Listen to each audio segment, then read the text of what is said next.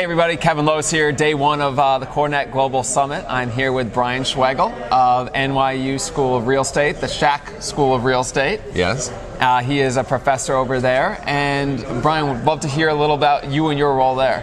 Sure. Well, I'm in charge of the undergraduate division, but I also teach in the graduate division. I often speak on the workplace of the future, and I concentrate in real estate development, and it's pretty exciting. Excellent, excellent.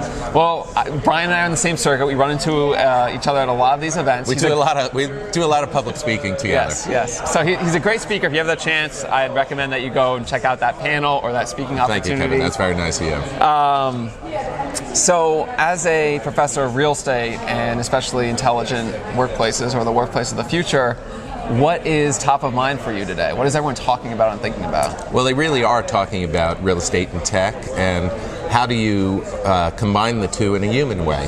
How do you make it come alive, your workplace, so that it's actually answering a lot of the questions, the people that are in the space, occupying the space more efficiently? And then also, how is it used in a way that is user-friendly? Yep, excellent. Yeah, we're seeing a lot of that, and that seems to be a common topic of discussion today. One of the reasons we actually started the show was that there's a lot of real estate leaders out there, specifically at this conference, and when I talk to them, they almost feel like they're overwhelmed right now because there's so much technology out there, and they're getting bombarded with it every day, and they're just trying to figure out what's real, what's not, where is everything going. Well, technology is a big investment, so the what's real, what's not is you don't want to put your money into something that really doesn't work.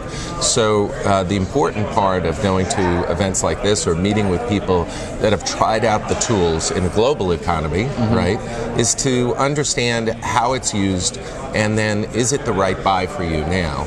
I mean, there's no need for bells and whistles if they're not working. At the same time, the new generation moving into the workforce has a different idea of what that workplace needs to do, what tools they need to have in order to work efficiently. Yep. And so when you think about, these real estate leaders are focused on building the workplace of the future. In many cases, there's all these technologies out there, and if you were to ask them, what do you think the majority of the top priorities are out there for them right now in terms of? The CEO and the CFO is interested in getting the right talent to come work for them. So they do like an office that's cool, but they want to know that their money is being spent on the right things.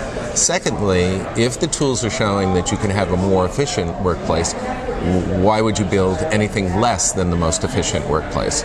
You also see technology moving into green and sustainable aspects, so why wouldn't you build the healthiest workplace? I think the biggest fear is the privacy issue, and then any change is something that's approached with fear.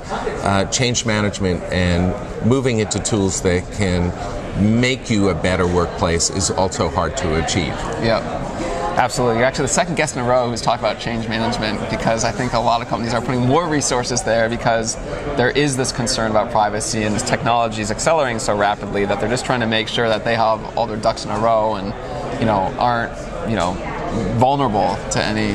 Well, it's great to say you're the office of the future, but if you can't figure out how it works, or it backfires on you, or it's moving into an area that draws some concerns for people, then it raises a whole nother specter of, do I really need this? And again, I think the only real need for technology in the workplace is to empower the employer to allow his employee to do a better job.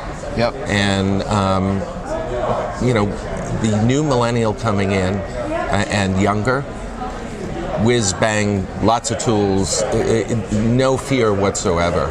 And that's the embrace that you have to match the two together, but only if it's a tool that makes sense. Yeah, absolutely. Well, this is all very interesting. So, when you look at all the technologies out there, what is one of the most promising or exciting opportunities that you're thinking about? Well, again, the promising activities are how do you get concierge service adapted to the workplace to make it easier on the worker and the employee. But is the cost involved, the efficiency, the privacy issues, all wrapped up into one that you need to consider? Yeah. No, absolutely. And you're actually getting into a couple things that we think about all the time, which is we see a lot of companies out there considering, do we want to build or buy? Right. And then what do we want to build or buy? Is it a point solution? Do we want to buy a few point solutions, or do we want to build this one monolithic app that does everything? Right. And again, I think sometimes you need your own internal people to be able to do that. Yep. But other times you're really building something that is unnecessary for the company to be spending time on, Yep. when there is already a solution out in the marketplace that you can purchase, and that can work efficiently. You just need to have faith in your partnership with that team that you can make it work. Yeah, that's a great point. Well said. Well, thank you very much for Ryan. inviting me. Appreciate it was really you coming nice on. talking to you again. Nice to talk to you too.